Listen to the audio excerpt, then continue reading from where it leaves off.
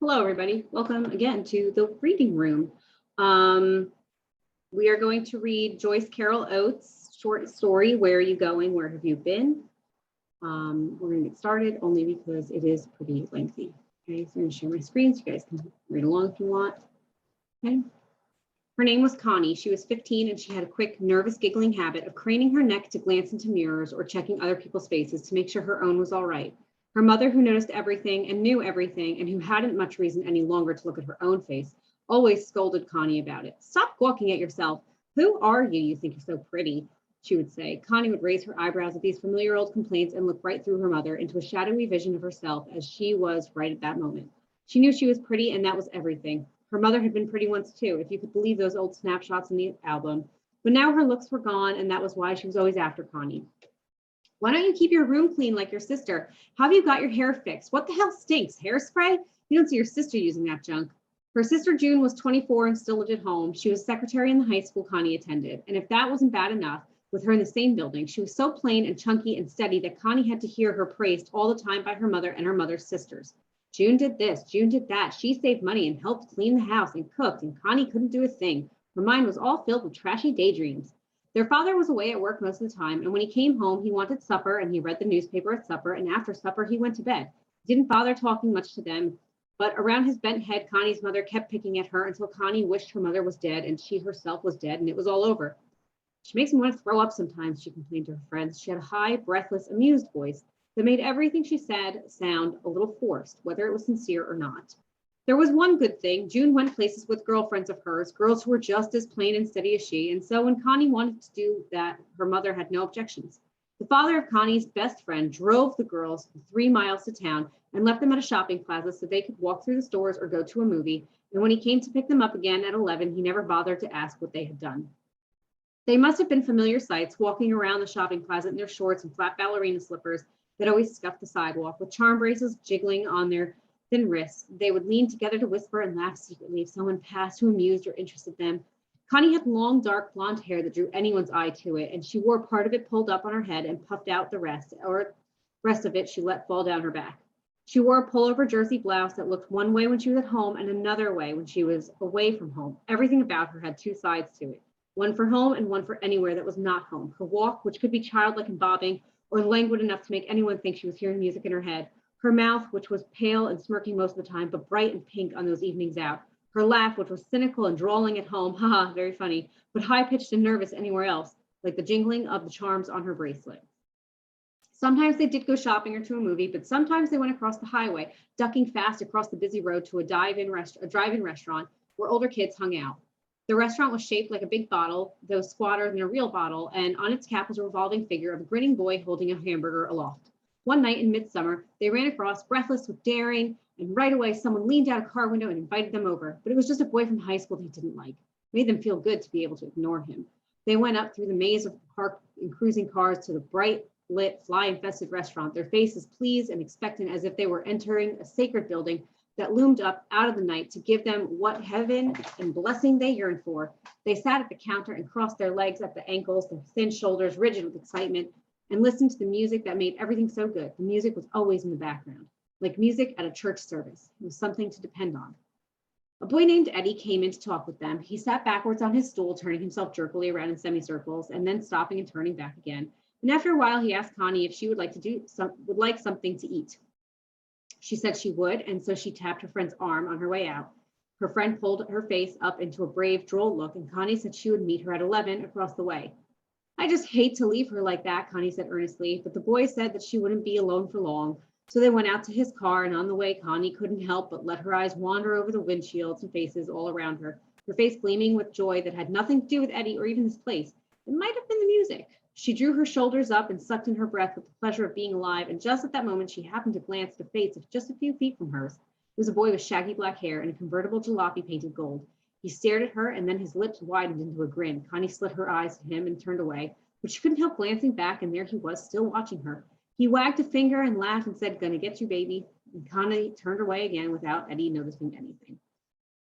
She spent 3 hours with him at the restaurant where they ate hamburgers and drank Cokes in wax cups that were always sweating, and then down an alley or a mile or so away. And when he left her off at 5 to 11, only the movie Only the movie house was still open at the plaza, sorry. Her girlfriend was there talking with a boy. When Connie came up, the two girls smiled at each other, and Connie said, "How was the movie?" And the girl said, "You should know." They rode off with the girl's father, sleepy and pleased, and Connie couldn't help but look back at the darkened shopping plaza with its big empty parking lot and its signs that were faded and ghostly now, and over at the drive-in restaurant where cars still circled tirelessly. Sorry, she couldn't hear the music in the distance. Next morning, June asked her how the movie was, and Connie said, "So-so." She and that girl and occasionally another girl went out several times a week, and the rest of the time Connie spent around the house. It was summer vacation, getting in her mother's way and thinking, dreaming about the boys she met. But all the boys fell back and dissolved into a single face that was not even a face, but an idea, a feeling, mixed up with the urgent, insistent pounding of the music and the humid night air of July. Connie's mother kept dragging her back to the daylight by finding things for her to do, or saying suddenly, "What's this about the Pettinger girl?" And Connie would say nervously, "Oh, her, that dope." She always drew thick, clear lines between herself and such girls, and her mother was simple and kind enough to believe it. Her mother was so simple, Connie thought, that it was maybe cruel to fool her so much. Her mother went scuffing around the house in old bedroom slippers and complained over the telephone to one sister about the other. Then the other called up and the two of them complained about the third one. If June's name was mentioned, her mother's tone was approving. And if Connie's name was mentioned, it was disapproving. This did not really mean she disliked Connie, and actually Connie thought that her mother preferred her to June because she was prettier. But the two of them kept up a pretense of exasperation, a sense that they were tugging and struggling over something of little value to either of them. Sometimes over coffee, they were almost friends, but something would come up, some vexation that was like fly buzzing suddenly around their heads, and their faces went hard with contempt. One Sunday, Connie got up at 11, none of them bothered church, and washed her hair so that it could dry all day long in the sun. Her parents and sister were going to a barbecue at an aunt's house, and Connie said no, she wasn't interested, rolling her eyes to let her mother know just what she thought of it. "Stay home alone then," her mother said sharply. Connie sat out back in a lawn chair and watched them drive away. Her father, quiet and bald, hunched around so that he could back the car out. Her mother with a look that she was still angry and not at all softened through the windshield, and in the back seat, poor old June, all dressed up as if she didn't know what a barbecue was, with all the running, yelling kids and the flies. Connie sat with her eyes closed in the sun, dreaming and dazed with the warmth about her, as if this were a kind of love, the caresses of love. And her mind slipped over into thoughts of the boy that she had been with the night before, and how nice he had been, how sweet it always was. Not the way someone like June would suppose, but sweet, gentle, the way it was in movies and promised in songs. And when she opened her eyes, she hardly knew where she was. The backyard ran off into weeds and a fence-like line of trees. And behind it, the sky was perfectly blue and still. The asbestos ranch house that was now 3 years old startled her. It looked small. She shook her head as if to get awake. It was too hot. She went inside the house and turned on the radio to drown out the quiet. She sat on the edge of her bed barefoot and listened for an hour and a half to a program called XYZ Sunday Jamboree, record after record of hard, fast, shrieking songs she sang along with, interspersed by exclamations from Bobby King. "And look here, you girls at Napoleon's Son and Charlie, you want to pay real close attention to this song coming up." And Connie paid close attention herself, bathed in a glow of slow pulse joy that seemed to rise mysteriously out of the music itself and lay languidly about the airless little room, breathed in and breathed out with each gentle rise and fall of her chest. After a while, she heard a car coming up the drive. She sat up at once, startled, because it couldn't be her father so soon. The gravel kept crunching all the way in from the road. The driveway was long, and Connie ran to the window. It was a car she didn't know. It was an open jalopy, painted a bright gold that caught the sunlight opaquely. Her heart began to pound and her fingers snatched her hair, checking it, and then she whispered, "Christ, Christ," wondering how bad she looked. The car came to a stop at the side door, and the horn sounded 4 short taps, as if this were a signal Connie knew. She went into the kitchen and approached the door slowly, then hung out the screen door, her bare toes curling down off the step. There were 2 boys in the car, and now she recognized the driver. He had shaggy, shabby, black hair that looked crazy as a wig, and he was grinning at her. "I ain't late, am I?" he said. "Who the hell do you think you are?" Connie said. "Told you I'd be out, didn't I? I don't even know who you are." She spoke sullenly, careful to show no interest or pleasure, and he spoke in a fast, bright monotone. Connie looked past him to the other boy, taking her time. He had fair brown hair with a lock that fell onto his forehead. His sideburns gave him a fierce, embarrassed look, but so far he hadn't even bothered to glance at her. Both boys wore sunglasses. The driver's glasses were metallic and mirrored everything in miniature. "You want to come for a ride?" he said. Connie smirked and let her hair fall loose over one shoulder. "Don't you like my car? New paint job," he said. "Hey." "What?" "You're cute." She pretended to fidget, chasing flies away from the door. "Don't you believe me or what?" he said. "Look, I don't even know who you are," Connie said in disgust. Hey, Ellie's got a radio. See, mine broke down. He lifted his friend's arm and showed her a little transistor radio the boy was holding. And now Connie began to hear the music. It was the same program that was playing inside the house. Bobby King, she said. I listen to him all the time. I think he's great. He's kind of great, Connie said reluctantly. Listen, that guy's great. He knows where the action is. Connie blushed a little because the glasses made it impossible for her to see just what this boy was looking at. She couldn't decide if she liked him or if he was just a jerk. And so she dawdled in the doorway and wouldn't come down or go back inside. She said, what's all that stuff painted on your car? Can't you read it? He opened the door very carefully, as if he were afraid it might fall off. He slid out just as carefully, planting his feet firmly on the ground, the tiny metallic whirl in his glasses slowing down like gelatine hardening, and in the midst of Connie's bright green blouse. This here's my name to begin with, he said. Arnold Friend was written in tar-like black letters on the side with a drawing of a round grinning face that reminded Connie of a pumpkin, except it wore sunglasses. I want to introduce myself. I'm Arnold Friend, and that's my real name, and I'm going to be your friend, honey. And inside the car's Ellie Oscar. He's kind of shy. Ellie brought his transistor radio up to his shoulder and balanced it there. Now, these numbers are a secret code, honey, Arnold Friend explained. He read off the numbers 33, 19, 17, and raised his eyebrows at her to see what she thought of that, but she didn't think much of it. The left rear fender had been smashed, and around it was written on the gleaming gold background, done by crazy woman driver. Connie had to laugh at that. Arnold Friend was pleased at her laughter and looked up at her. Around the other side's a lot more. Want to come see them? No. Well, why not? Why should I? Don't you want to see what's on the car? Don't you want to go for a ride? I don't know. Why not? I got things to do. Like what? Things? He laughed as if she said something funny. He slapped his thighs. He was standing in a strange way, leaning back against the car as if he were balancing himself. He wasn't tall, only an inch or so taller than she would be if she came down to him. Connie liked the way he dressed, which was the way all of them dressed, tight faded jeans stuffed into black scuffed boots, a belt that pulled his waist in and showed how lean he was, and a white pullover shirt that was a little soiled and showed the hard, small muscles on his arms and shoulders. He looked as if he probably did hard work lifting and carrying things. Even his neck looked muscular. And his face was a familiar face somehow. The jaw and chin and cheeks slightly darkened because he hadn't shaved for a day or two, and the nose long and hawk-like, sniffing as if she were a treat he was going to gobble up, and it was all a joke. Connie, you ain't telling the truth. This is your day set aside for a ride with me, and you know it, he said, still laughing. The way he straightened and recovered from his fit of laughing showed that it had all been fake. How do you know what my name is? She said suspiciously. It's Connie. Maybe, and maybe not. I know my Connie, he said, wagging his finger. Now she remembered him even better, back at the restaurant, and her cheeks warmed at the thought of how she had sucked in her breath just at that moment she passed him, how she must have looked to him. And he remembered her. Ellie and I come out here especially for you, he said. Ellie can sit in back. How about it? Where? Where what? Where are we going? He looked at her, he took off the sunglasses, and she saw how pale the skin around his eyes was, like holes that were not in shadow, but instead of light.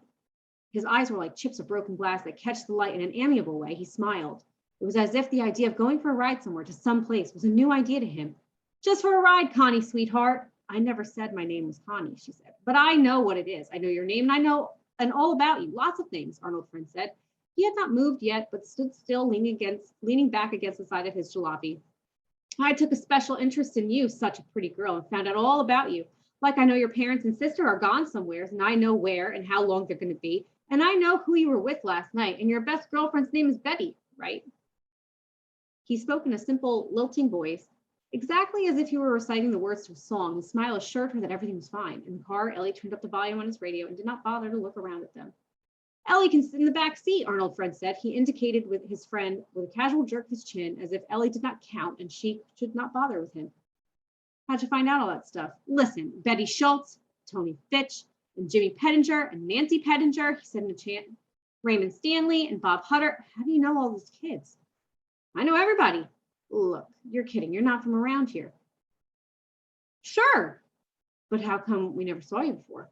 Sure you saw me before, he said. He looked down at his boots as if he were a little offended. You just don't remember. I guess I'd remember you. Yeah? He looked up at this, beaming. He was pleased. He began to mark time with the music from Ellie's radio, tapping his fists lightly together. Connie looked away from his smile to the car, which was painted so bright it almost hurt her eyes to look at. She looked at the name, Arnold Friend, and at the front fender was an expression that was familiar. Man, the flying saucers.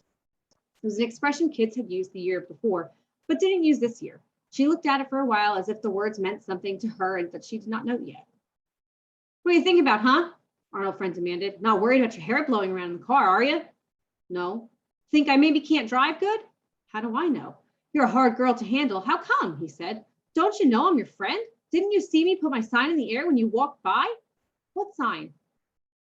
My sign. He drew an X in the air, leaning out towards her. They were maybe 10 feet apart. After his hand fell back to his side, the X was still in the air, almost visible. Connie let the screen door close and stood perfectly still inside, listening to the music from her radio, and the boys bled together. She stared at Arnold's friend. He stood there so stiffly relaxed, pretending to be relaxed, with one hand idly on the door handle, as if it were keeping himself up that way, and had no intention of ever moving again. She recognized most things about him, the tight jeans that showed his thighs and buttocks, and the greasy leather boots and the tight shirt, and even the slippery, friendly smile of his, that sleepy, dreamy smile that all the boys used to get across ideas they didn't want to put into words. She recognized all of this, and also the sing-song way he talked, slightly mocking, kidding, but serious and a little melancholy. And she recognized the way he tapped one fist against the other in homage to the perpetual music behind him. But all these things did not come together. She said suddenly, "Hey, how old are you?" His smile faded. She could see that he wasn't a kid. He was much older, 30 maybe. At this knowledge, her heart began to pound faster. That's a crazy thing to ask. Can't you see I'm your own age? Like hell you are. Or maybe a couple of years older. I'm 18. 18, she said doubtfully. He grinned to reassure her, and lines appeared at the corners of his mouth. His teeth were big and white. He grinned so broadly, his eyes became slits, and she saw how thick the lashes were, thick and black, as if painted with a black tar-like material. Then, abruptly, he seemed to become embarrassed and looked over his shoulder at Ellie. Him, he's crazy, he said. Ain't he a riot? He's a nut, a real character. Ellie was still listening to the music. His sunglasses told nothing about what he was thinking. He wore a bright orange shirt unbuttoned halfway to show his chest, which was pale, bluish chest, not muscular like Arnold's friends. His shirt collar was turned up all around, and the very tips of the collar pointed out past his chin as if they were protecting him. He was pressing the transistor radio up against his ear and sat there in a kind of daze right in the sun. He's kind of strange. Hey, she says you're kind of strange, Arnold's friend cried. He pounded on the car to get Ellie's attention. Ellie turned for the first time, and Connie saw with shock that he wasn't a kid either. He had hair, fair, hairless face, cheeks reddened slightly as if the veins grew too close to the surface of the skin, the face of a 40-year-old baby. Connie felt a wave of dizziness rise in her at the sight, and she stared at him as if waiting for something to change the shock of the moment, make it all right again. Ellie's lips kept shaping words, mumbling along with the words blasting in his ear. Maybe you two better go away. What? How come? Arnold's friend cried. We come out here to take you for a ride. It's Sunday. He had the voice of a man on the radio now. It was the same voice, Connie thought. Don't you know it's Sunday all day? And honey, no matter who you were with last night, today you're with Arnold's friend, and don't you forget it. Maybe you better step out here, he said. And this last was in a different voice. It was a little flatter, as if the heat was finally getting to him. No, I got things to do. Hey, you two better leave. We ain't leaving until you come with us. Like hell I am. Connie, don't fool around with me. I mean, don't fool around, he said, shaking his head. He laughed incredulously. He placed his sunglasses on the top of his head carefully, as if he were indeed wearing a wig, and brought the stems down behind his ears. Connie stared at him, another wave of dizziness and fear rising in her, so that for a moment he wasn't even in focus. It was just a blur standing there against his gold car, and she had the idea that he had driven up the driveway all right, but he had come from nowhere before that and belonged nowhere, and that everything about him, and even the music that was so familiar to her, was only half real. My father comes and sees you. He ain't coming. He's at a barbecue. How do you know that? Aunt Tilly's. Right now, they're drinking, sitting around, he said vaguely, squinting as if he were staring all the way down over to Aunt Tilly's backyard. Then the vision seemed to get clear, and he nodded energetically. Yeah, sitting around. There's your sister in a blue dress, huh? And high heels, a poor, sad bitch. Nothing like you, sweetheart. And your mother's helping some fat woman with the corn. They're cleaning the corn, husking the corn. What fat woman? Connie cried. How do I know what fat woman? I don't know every goddamn fat woman in the world, Arnold's friend laughed. Oh, that's Mrs. Hornsby. Who invited her? Connie said. She felt a little lightheaded. Her breath was coming quickly. She's too fat. I don't like them fat. I like them the way you are, honey, he said, smiling sleepily at her. They stared at each other for a while through the screen door. He said softly, now what you're going to do is this. You're going to come out that door. You're going to sit up front with me, and Ellie's going to sit in the back. The hell with Ellie, right? This isn't Ellie's date. You're my date. I'm your lover, honey. What? You're crazy. Yes, I'm your lover. You don't know what that is, but you will, he said. I know that too. I know all about you. But look, it's real nice. And you couldn't ask for nobody better than me or more polite. I always keep my word. I'll tell you how it is. Always nice at first time. I'll hold you so tight you won't think you have to try to get away or pretend anything, because you'll know you can't. And I'll come inside you where it's all secret, and you'll give in to me and you'll love me. Shut up. You're crazy, Connie said. She backed away from the door. She put her hands up against her ears as if she'd heard something terrible, something not meant for her. People don't talk like that. You're crazy, she muttered. Her heart was almost too big now for her chest, and its pumping made sweat break out all over her. She looked out to see Arnold Friend pause and then take a step toward the porch, lurching. He almost fell, but like a clever drunken man, he managed to catch his balance. He wobbled in his high boots and grabbed hold of one of the porch posts. Honey, he said, you still listening? Get the hell out of here. Be nice, honey. Listen, I'm going to call the police. He wobbled again, and out the side of his mouth came a fast, fat curse. The sigh not meant for her to hear, but even this Christ sounded forced. Then he began to smile again. She watched this smile come over as if he were smiling from inside a mask. His whole face was a mask, she thought wildly, tan down to his throat, but then running out as if he had plastered makeup on his face and forgotten about his throat. Honey, listen, here's how it is. I always tell the truth, and I promise you this, I ain't coming in that house after you. You better not. I'm going to call the police if you don't. Honey, he said, talking right through her voice. Honey, I'm not coming in there, but you are coming out here. You know why? I have to pause my reading.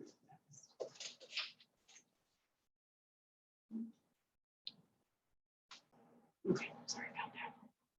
You better not. I'm going to call the police if you don't. Honey, he said, talking right through her voice.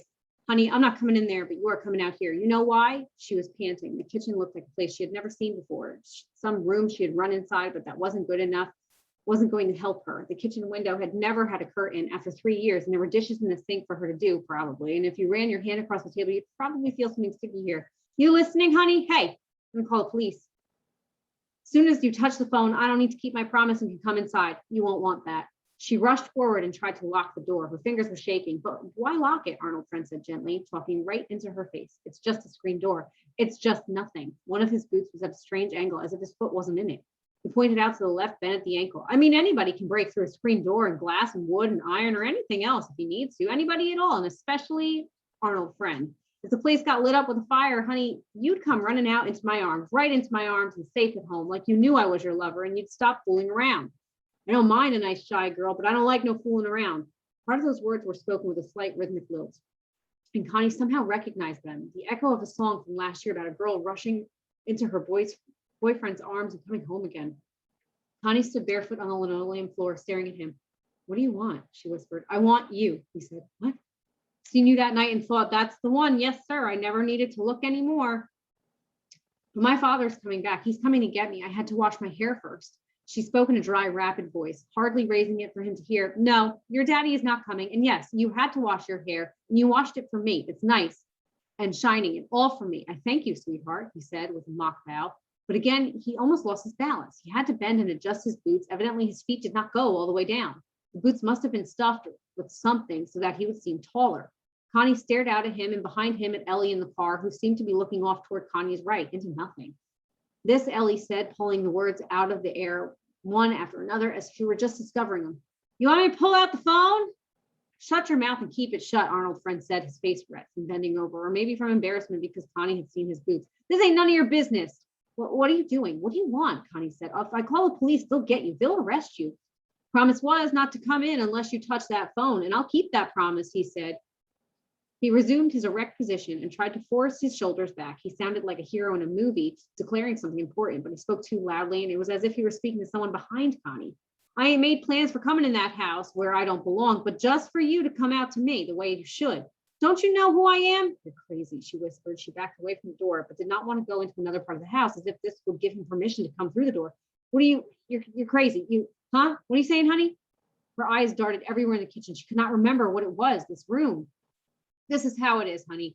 You come out and we'll drive away, have a nice ride. But if you don't come out, we're going to wait till your people come home and then they're all going to get it. You want the telephone pulled out? Ellie said. He held the radio away from his ear and grimaced, as if without the radio, the air was too much for him. I told you, shut up, Ellie, Arnold Friend said. You're deaf. Get a hearing aid, right? Fix yourself up. This little girl's no trouble and it's going to be nice to me. So, Ellie, keep to yourself. This ain't your date, right? Don't hem in on me. Don't honk. Don't cross. Don't bird dog. Don't trail me, he said in a rapid, meaningless voice, as if he were running through all the expressions he'd learned, but was no longer sure which of them was in style, then rushing onto new ones, making them up with his eyes closed. Don't crawl under my fence. Don't squeeze in my chipmunk hole. Don't sniff my glue. Suck my popsicle. Keep your own greased fingers to yourself. He shaded his eyes and peered in at Connie, who was backed against the kitchen table. Don't mind him, honey. He's just a freak. He's a dope, right? I'm the boy for you. And like I said, you come out here nice like a lady and give me your hand and nobody else gets hurt. I mean, your nice old bald-headed daddy and your mommy and your sister in her high heels, because listen, why bring them into this? leave me alone, Connie said. Hey, you know that old woman down the road, the one with chickens and stuff? You know her? She's dead. Dead. What? You know her? Arnold's friend said. She's dead. Don't you like her? She's dead. She isn't here anymore. But don't you like her? I mean, you've got something against her, some grudge or something? Then his voice dipped as if he were conscious of a rudeness. He touched the sunglasses perched on the top of his head as if to make sure they were still here. Now, you be a good girl. What are you going to do? Just 2 things, maybe 3, Arnold's friend said. But I promise it won't last long and you'll like me the way you get to like people you're close to. You will. It's all over for you here. So come on out. You don't want your people in any trouble, do you? She turned and bumped against a chair or something. Something hurt her leg, but she ran into the back room and picked up the telephone. Something roared in her ear, a tiny movement. She was so sick with fear she could do nothing but listen to it. The telephone was clammy and very heavy, and her fingers broke down to the dial, but were too weak to touch it. She began to scream into the phone, into the roar, and she cried out. She cried out for her mother. She felt her breath start jerking back and forth in her lungs as if it was something Arnold's friend was stabbing her with again and again with no tenderness. A noisy, sorrowful wailing was all about her, and she was locked inside it the way she was locked inside this house. After a while, she could hear again. She was sitting on the floor with her wet back against the wall. Arnold's friend was saying from the door, "It's a good girl. Phone back." She kicked the phone away from her. "No, honey, pick it up, put it back right." She picked it up and put it back. The dial tone stopped. "That's a good girl. Now, you come outside." She was hollow with what had been fear, but was now just an emptiness. All that screaming had blasted it out of her. She sat, one leg cramped under her, and deep inside her brain was something like a pinpoint of light that kept going and would not let her relax. She thought, "I'm not going to see my mother again." She thought, "I'm not going to sleep in my bed again." Her bright green blouse was all wet. Arnold's friend said in a gentle, loud voice that was like a stage voice, "The place where you came from ain't there anymore, and where you had in mind to go is all canceled out. This place you are now, inside your daddy's house, is nothing but a cardboard box that can knock down any time. You know that and always did know it. You hear me?" She thought, "I have got to think. I have got to know what to do. We'll go out to a nice field out in the country here where it smells so nice and it's sunny," Arnold's friend said. "I'll have my arms tight around you so you won't need to try to get away, and I'll show you what love is like, what it does. The hell with this house. It looks so solid, all right," he said. He ran a fingernail down the screen, and the noise did not make Connie shiver as it would have the day before. "Now, put your hand on your heart, honey. You feel that? That feels solid too, but we know better. Be nice to me. Be sweet like you can be. Like you can, because what else is there for a girl like you but to be sweet and pretty and give in and get away before her people come back?" She felt her pounding heart. Her hands seemed to enclose it. She thought for the first time in her life that it was nothing that was hers, that belonged to her, but just a pounding, living thing inside her body that wasn't really hers either. "You don't want them to get hurt," Arnold's friend went on. "Now get up, honey. Get up all by yourself." She stood. "Now turn this way. That's right. Come over here to me. Ellie, put that away. Didn't I tell you, you dope? You miserable, creepy dope," Arnold's friend said. His words were not angry, but only part of an incantation. The incantation was kindly. "Now come out through the kitchen to me, honey. Let's see a smile. Try it. You are a brave, sweet little girl." And now they're eating corn and hot dogs cooked to bursting over an outdoor fire, and they don't know one thing about you and never did. And honey, you're better than them because not one of them would have done this for you. Connie felt the linoleum under her feet. It was cool. She brushed her hair back out of her eyes. Arnold's friend let go of the post tentatively and opened his arms for her, his elbows pointing in toward each other and his wrists limp to show that this was an embarrassed embrace and a little mocking. He didn't want to make her self-conscious. She put out her hand against the screen. She watched herself push the door slowly open as if she were back safe somewhere in the other doorway, watching this body and this head of long hair moving out into the sunlight where Arnold's friend waited. "My sweet little blue-eyed girl," he said in a half-sung sigh that had nothing to do with her brown eyes, but was taken up just the same way by the vast sunlit reaches of the land behind him and on all sides of him, so much land that Connie had never seen before and did not recognize except to know that she was going to it. And that, my friends, was Where Are You Going? Where Have You Been? By Joyce Carol Oates. Bye, guys.